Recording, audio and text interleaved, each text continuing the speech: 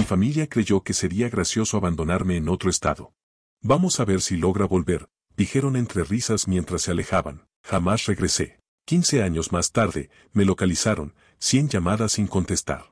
Aquel verano cumplí 22 años. Parecía que sería igual a los anteriores. Laborando en la ferretería familiar por una paga mínima, viviendo en casa porque estudiar una carrera era poco práctico según Joaquín, mi padre, y soportando el maltrato constante de mi hermano consentido, Miguel. No éramos precisamente de escasos recursos, pero tampoco éramos de los que visitaban Acapulco en vacaciones. Por eso, cuando Joaquín anunció un viaje familiar por carretera para asistir a la boda de mi tío en Monterrey, debí intuir que algo extraño sucedería. Después de 3 días de ese viaje desafortunado, lamentaba no haber inventado algún pretexto para quedarme. Mi padre y Miguel se turnaban para hacer miserable la existencia de Damián. Mamá, Inés, ocasionalmente musitaba, ya basta, con su característica voz tímida, pero todos sabíamos que era pura apariencia.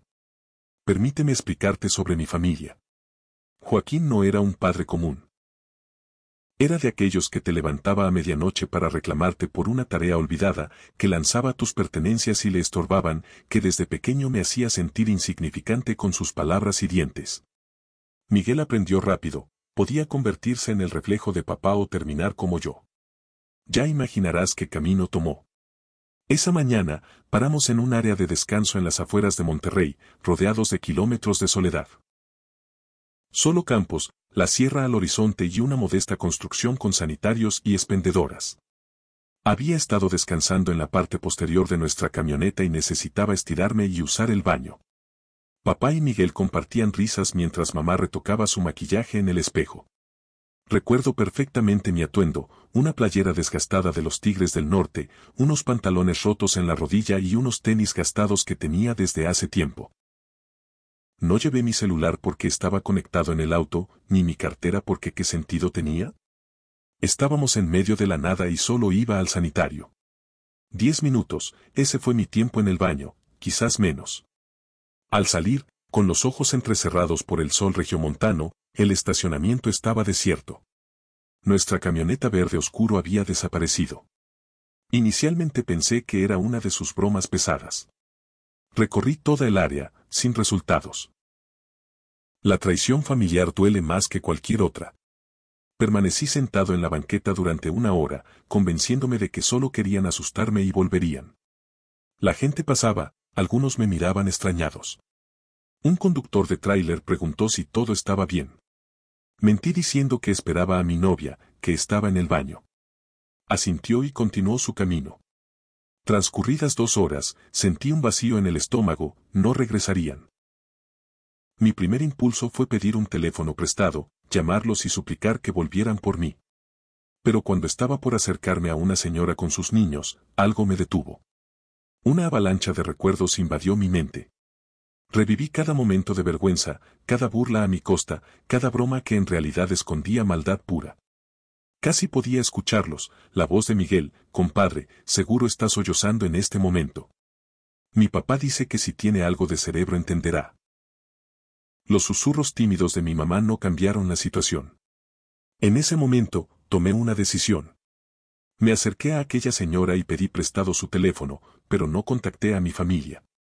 Llamé a servicios de información y conseguí el número del albergue más cercano en San Pedro, a unos 65 kilómetros de distancia. Le pregunté si podría acercarme a la ciudad. Le expliqué que mi familia tuvo una urgencia y debió marcharse, pero que alguien vendría por mí más tarde.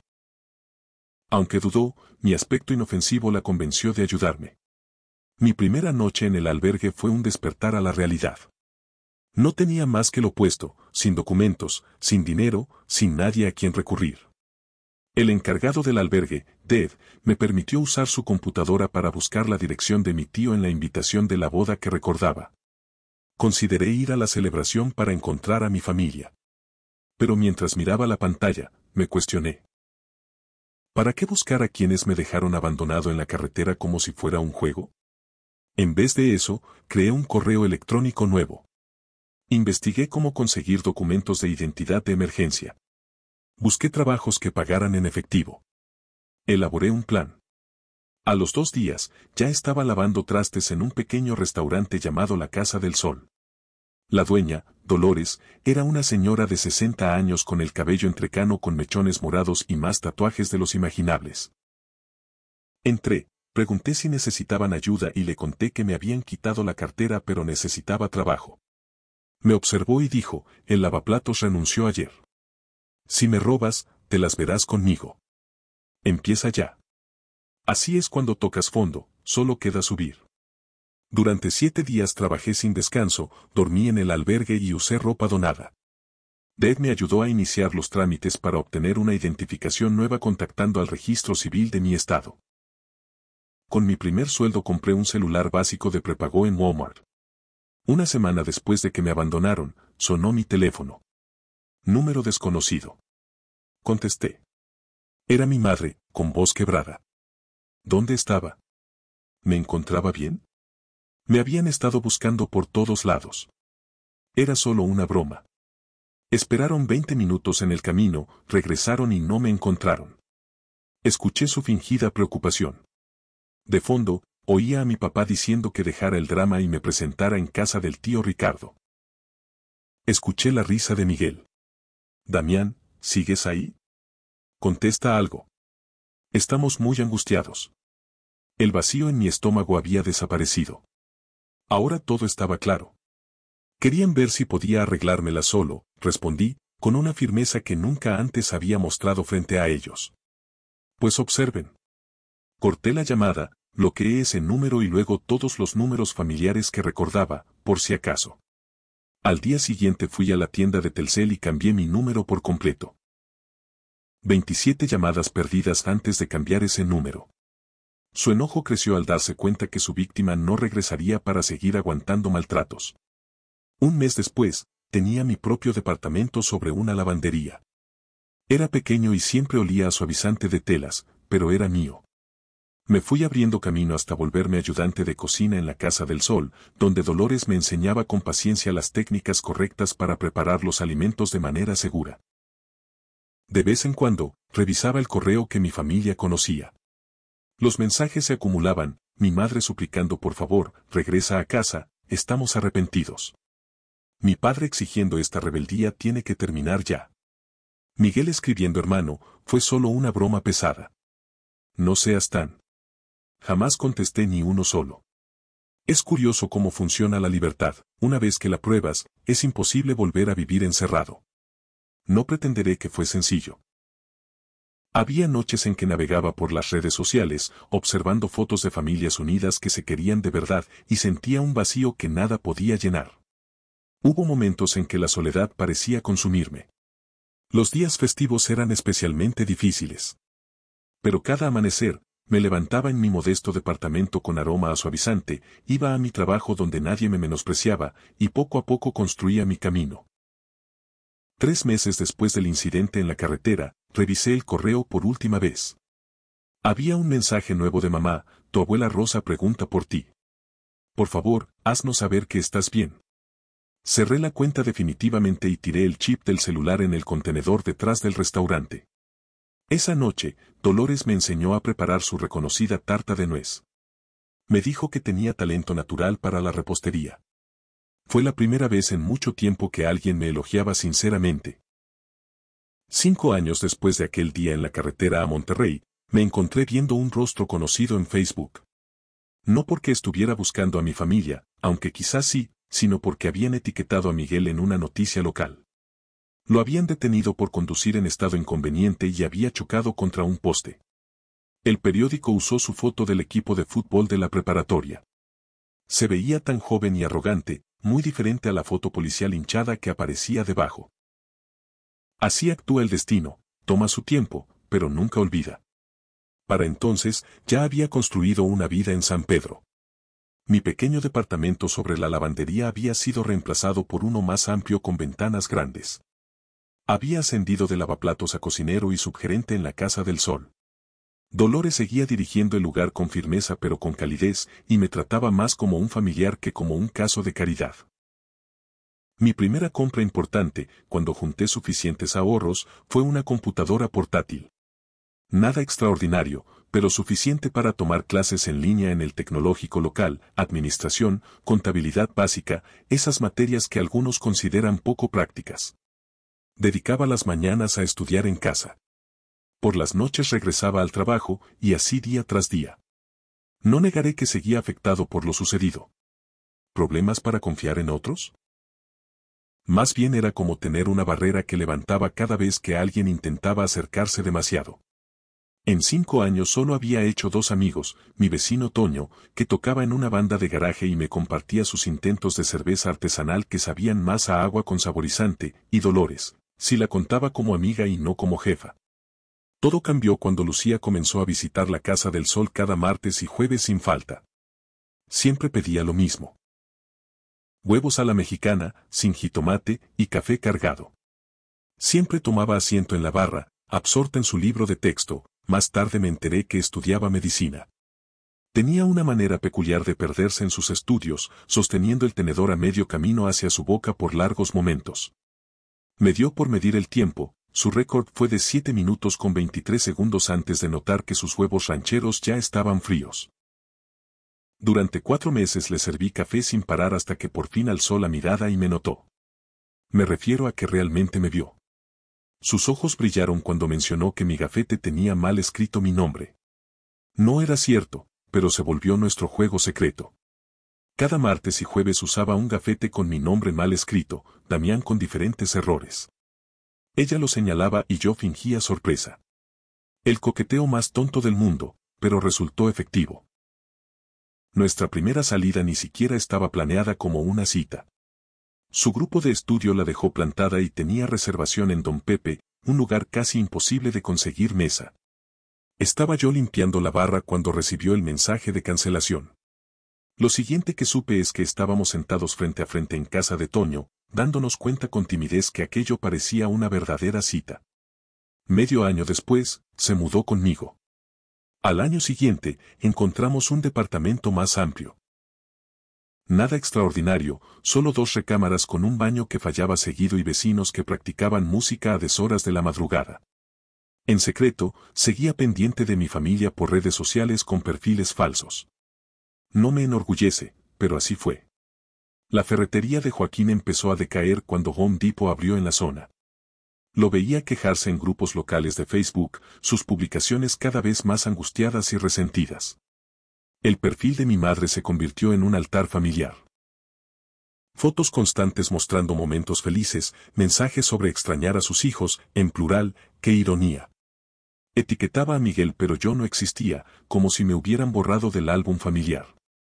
Miguel brincaba de empleo en empleo, siempre con excusas vagas sobre gente que lo envidiaba y nuevas oportunidades, la típica fachada en redes de alguien cuya vida va en picada. Al tercer año, Dolores me llamó aparte durante el inventario para comentarme que pensaba inaugurar otra sucursal de la Casa del Sol al otro extremo de la ciudad. Me propuso administrarla, no como dueño, sino como gerente. Una diferencia importante. Esa noche no pude dormir, pensando que podría ser una trampa o una broma. Personas como yo no recibían tales oportunidades. Mi padre se había encargado de grabarme esa idea. Así son las creencias dañinas. Permanecen dentro de ti mucho después de alejarte de quien las sembró. Pero acepté porque Lucía, medio dormida a mi lado, murmuró que sería una tontería rechazarlo.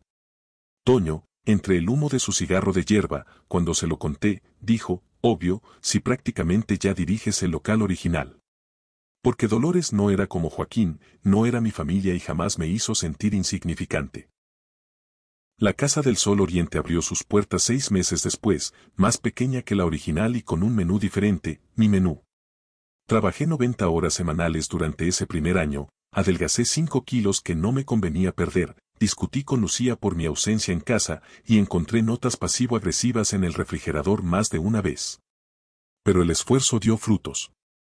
Los clientes llegaron. Y regresaron. La comida era deliciosa, el ambiente acogedor. No nos volvimos millonarios, pero prosperamos. 4 años después de aquel incidente, logré juntar suficiente dinero para ayudar a Lucía con sus préstamos de la Facultad de Medicina. No pude cubrir todo, esas deudas son inmensas, pero logré aliviar una parte significativa. Cuando le mostré el comprobante del pago, rompió en llanto. No fue un llanto discreto como en las telenovelas, sino uno auténtico, con la nariz congestionada y los ojos hinchados. Nunca me había sentido tan realizado como en ese momento. Después me enteré que mi abuela Rosa había fallecido. Lo supe por Facebook. Mi madre publicó un extenso y dramático homenaje lleno de emojis de corazones. La abuela Rosa había sido la única que se atrevió a enfrentar a Joaquín, la única que realmente me comprendió. Solía darme discretamente billetes de 500 pesos, diciéndome que los guardara para cuando los necesitara. Supongo que pensaba en mi educación universitaria. Resultó ser más literal de lo que imaginaba. Consideré asistir al funeral, incluso revisé los costos del viaje. Lucía se ofreció a acompañarme y sostener mi mano durante el difícil momento. Toño me prestaba su viejo Surus y quería manejar. Dolores simplemente dijo: los que ya partieron no saben si estás presente o no, haz lo que te dé tranquilidad. No fui. En su lugar, mandé un arreglo floral de condolencias, firmé la tarjeta como Damián, sin dirección ni mensaje adicional. Las redes sociales explotaron. Mamá publicando señales del más allá. Miguel haciendo comentarios misteriosos sobre el regreso del hijo ausente. Los Joaquín no dijeron nada público, pero podía imaginar el caos en casa. Una semana después, recibí una solicitud de amistad de un perfil desconocido, sin foto, sin publicaciones, sin amigos. Casi lo elimino hasta que leí el mensaje: soy tu tío Ricardo. Tu mamá me dio tu antiguo correo, pero rebotó. ¿Estás bien? Todos están preocupados. Tu papá pregunta por ti. Bloqueé el perfil esa misma noche. Sufrí mi primer ataque de ansiedad en 2 años, sentado en el piso del baño a las 3 de la mañana. Intentando no despertar a Lucía, sintiendo que me faltaba el aire, imaginando a Joaquín encontrándome, apareciendo en la Casa del Sol, destruyendo todo lo que había construido. Lucía me encontró 1 hora después.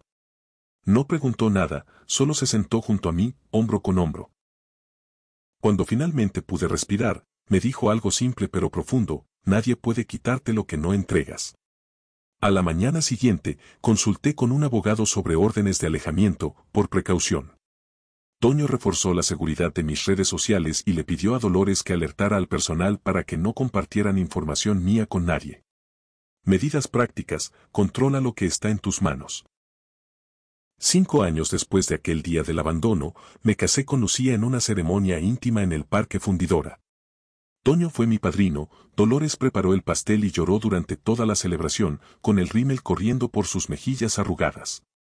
La numerosa y alegre familia de Lucía me recibió como uno más, su padre hacía bromas sobre la paternidad que sorprendentemente no me incomodaban, su madre me abrazaba sin provocarme angustia. Así es la familia verdadera. A veces te encuentra cuando ya no la buscas. Una semana después de la boda, mientras revisaba mi perfil falso en redes sociales durante la madrugada, encontré algo inquietante: Joaquín había publicado un mensaje buscándome. Decía que yo, su hijo Damián, estaba desaparecido en San Pedro, Monterrey. Mencionaba una supuesta emergencia familiar. Era mentira, por supuesto. La verdadera incógnita era por qué, después de 5 años de silencio total, repentinamente surgía este interés en encontrarme. Mi curiosidad me llevó a indagar más. Creé otro perfil falso y me uní a grupos locales de mi ciudad natal. Poco a poco, fui armando el rompecabezas: la ferretería familiar había quebrado, estaban por perder la casa, mi madre enfrentaba complicaciones de salud que no logré determinar con exactitud, y Miguel había regresado a vivir con ellos tras su tercer choque por conducir imprudentemente. No me buscaban por cariño, me buscaban por necesidad. ¿Lo más sorprendente? Por primera vez en 5 años, sonreí al pensar en ellos. No por malicia ante sus problemas, sino porque comprendí algo fundamental: ya no sentía nada. Apagué la computadora, me acosté junto a mi esposa que dormía plácidamente y tomé una resolución. Seguiría observándolos desde lejos, no por rencor ni por afecto, sino porque la mejor forma de superar el pasado es construir un futuro mientras otros se dedican a destruir el suyo. El epílogo de esta historia comenzó con una notificación de LinkedIn. 15 años después de aquel abandono en aquella parada de Monterrey, mi vida cuidadosamente edificada experimentó un sobresalto digital. Alguien había visitado mi perfil profesional 27 veces en un solo día. Esto no sería extraño normalmente, los reclutadores suelen hacer estas cosas. Lo alarmante era el nombre, Miguel, mi hermano. Así funciona el pasado, espera pacientemente, como un cazador sigiloso, antes de manifestarse. Para entonces, mi realidad era completamente distinta a mis primeros días en San Pedro. Lucía había completado la carrera de medicina, terminado su residencia y ahora atendía en una clínica cercana 3 días por semana para dedicar tiempo a nuestros pequeños. Teníamos 2 hijos, Sofía, de 7 años, y Daniel, de 4. Nos habíamos mudado de aquel departamento sobre la lavandería a uno más espacioso en las afueras, con 4 recámaras. Nada ostentoso, pero teníamos un jardín donde los niños jugaban y yo intentaba, sin mucho éxito, cultivar jitomates. La Casa del Sol ya contaba con 3 sucursales, no éramos una cadena importante, pero había crecido lo suficiente para que yo no tuviera que cocinar, salvo cuando alguien se reportaba enfermo. Dolores se había semi-jubilado 2 años atrás, aunque seguía apareciendo sin avisar para supervisar que preparáramos correctamente su receta de masa para tortillas. Creía haber superado mi historia familiar, o eso me decía a mí mismo. Todavía los monitoreaba discretamente, pero ya no con la misma obsesión de antes, quizás una vez cada varios meses. Las últimas noticias que tenía eran que Joaquín e Inés se habían mudado a un lugar más modesto tras perder su casa. Miguel se había casado, divorciado y vuelto a casar. Aparentemente, todos habían continuado con sus vidas, igual que yo con la mía. Sin embargo, esta actividad en LinkedIn me dejó intranquilo. 15 años de ausencia y ahora esto. Lo comenté con Lucía durante nuestra rutina dominical, doblar la ropa mientras veíamos distraídamente alguna serie atrasada en Netflix. Se detuvo un momento, sosteniendo un par de calcetines desparejados, y me preguntó con genuina preocupación si me encontraba bien. Asentí porque ¿qué otra opción tenía? ¿Cómo explicar que súbitamente me sentía como aquel joven de 22 años abandonado en una central de autobuses? ¿Qué aún resonaban en mi mente las palabras hirientes de Joaquín llamándome incompetente? Pasados 3 días, me encontraba en la Casa del Sol Oriente, nuestra segunda sucursal, revisando el inventario debido a una confusión con el pedido de filtros para café. Juana me llamó desde la entrada diciendo que una familia preguntaba por mí. Mi primer pensamiento fue que serían los padres de Lucía, quienes solían visitarnos sin previo aviso. Me dirigí hacia la entrada, ya pensando en cómo convencerlos de quedarse para la cena. No eran los padres de Lucía. Joaquín se veía envejecido, con el cabello plateado, su presencia antes dominante ahora parecía disminuida. Inés mostraba en su rostro las marcas del tiempo y el cansancio, su cabello teñido de un castaño artificial. ¿Y Miguel? Miguel era el vivo retrato de Joaquín a sus 40, la misma manera de pararse, de ocupar el espacio. Los acompañaba una mujer joven que no conocía, quizás de unos 20 años, manteniéndose a distancia como si no supiera si debía estar allí. El silencio se apoderó del momento. El bullicio del restaurante pareció desvanecerse, dejándome solo con el palpitar de mi corazón retumbando en mis oídos. Joaquín rompió el silencio pronunciando mi nombre como una interrogante. Asentí, pues las palabras se negaban a salir de mi boca. Sabes, durante 15 años había imaginado este encuentro de 1000 formas distintas. En algunas fantasías los enfrentaba con valentía, en otras, mantenía una distancia fría e indiferente. En mis momentos más vulnerables, incluso imaginé un reencuentro emotivo con lágrimas y perdón. Pero la realidad nunca se ajusta a nuestras expectativas. Le señalé una mesa apartada, le pedí a Juana que trajera agua, y me senté frente a quienes alguna vez llamé familia. Habían dado conmigo a través de una revista local, empresarios destacados de Monterrey. Ni siquiera era un artículo principal, solo una pequeña mención con una fotografía mía frente a la Casa del Sol. Al parecer, una antigua amiga de la secundaria de mamá se había mudado a Monterrey, vio la revista y le envió un mensaje preguntando ¿no es este tu hijo? 107 llamadas perdidas, ese era el número exacto de intentos que hicieron a mi antiguo teléfono antes de que lo desconectara. Mamá había llevado la cuenta. Lo mencionó como si ese dato debiera conmoverme. Comenzaron a hablar entre ellos, mamá sobre su preocupación constante, Joaquín intentando justificar lo sucedido aquel día, Miguel tratando torpemente de actuar como si fuéramos viejos amigos poniéndonos al día. La joven, Lupita, la nueva esposa de Miguel, solo me observaba con curiosidad. Los dejé hablar, observando cómo construían su versión de los hechos donde ellos no eran los responsables. Noté cómo Joaquín evaluaba el restaurante, calculando su valor. Vi el temblor en las manos de mamá al tomar su vaso de agua, y cómo la fingida amabilidad de Miguel se desvanecía cuando creía que no lo miraba. Cuando finalmente se quedaron sin palabras, hice la única pregunta relevante: ¿por qué ahora? Fue entonces cuando la verdad emergió entre silencios incómodos y miradas esquivas. Joaquín enfrentaba problemas de salud, facturas médicas acumuladas y carecía de seguro. La segunda casa estaba por perderse. El negocio de Miguel, una inversión dudosa en tecnologías digitales, había terminado en fracaso total. Mamá requería una operación urgente de rodilla que superaba sus posibilidades económicas. Su visita no buscaba recuperar lazos familiares, buscaban apoyo financiero.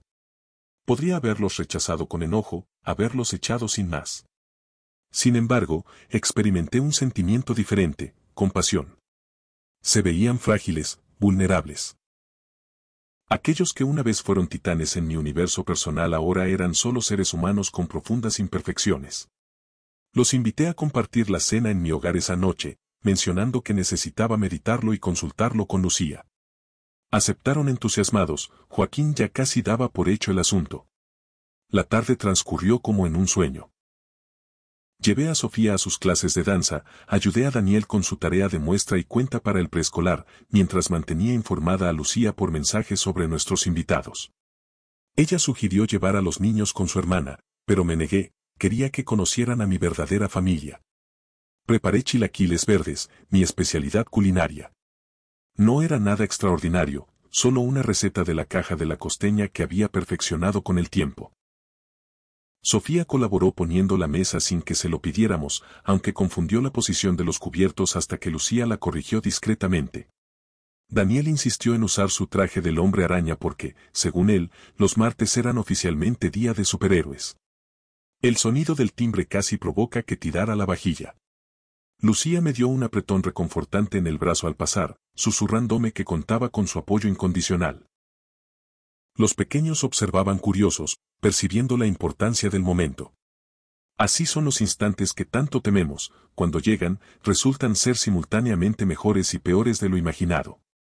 Las presentaciones fueron tensas. Joaquín seguía equivocándose al llamar a Lucía Laura pese a las correcciones. Inés no paraba de sollozar al ver a los niños, asustando a Daniel. Miguel y Lupita fueron los más llevaderos, intentando mantener una conversación normal, aunque Miguel seguía insinuando que la familia debe apoyarse mutuamente. Después de cenar, Lucía subió con los niños para prepararlos para dormir, lanzándome una mirada que claramente decía: avísame si necesitas que intervenga. Quedamos solo nosotros en una sala que repentinamente parecía asfixiante. Joaquín comenzó su discurso. Sobre la unión familiar, como siempre supo que yo lograría algo importante. Mentira, como solo necesitaban un pequeño apoyo temporal. 20,000 pesos, un simple préstamo, aseguraba. Lo dejé terminar antes de preguntarle si recordaba sus palabras en mi cumpleaños 18. Se mostró confundido. Le recordé: por fin dejarás de ser mi responsabilidad legal para decepcionarme. Cuestioné a mamá si recordaba su silencio cuando Joaquín destruyó mi carta de aceptación del tecnológico. Nada. No había actuado. Pregunté a Miguel si recordaba haber desanimado a mi primera novia cuando fue a buscarme. Se removieron incómodos, buscando justificaciones. Joaquín empezó a usar ese tono intimidante que antes me atemorizaba, pero algo había cambiado, ya no me afectaba. 15 años y 1000 experiencias me separaban de aquel joven vulnerable. Me dirigí a mi despacho, regresé con un sobre y se lo entregué a Joaquín. Contenía un cheque por 73.50 pesos.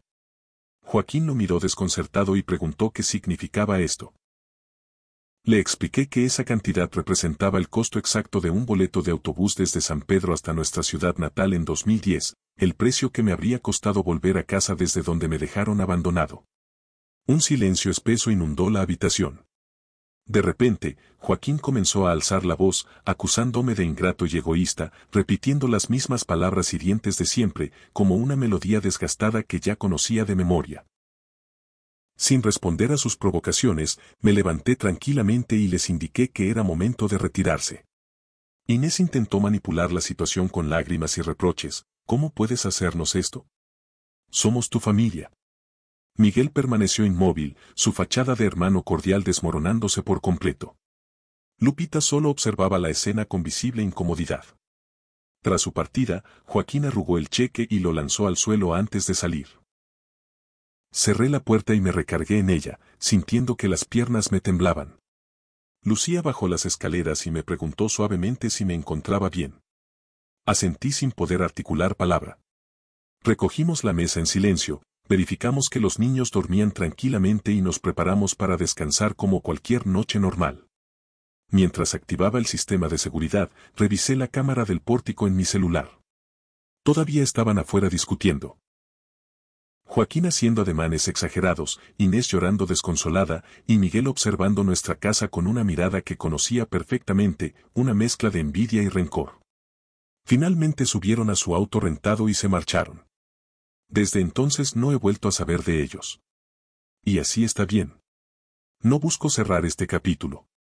He aprendido que la mejor forma de superar el pasado no es con acciones dramáticas, sino viviendo plenamente cada día. Cada momento de alegría con mis hijos, cada instante de complicidad con Lucía, cada domingo tranquilo sin preocupaciones, cada día común en esta vida que construí bajo mis propios términos. Nunca regresé a aquella casa, hice algo mejor. Construí mi propio hogar.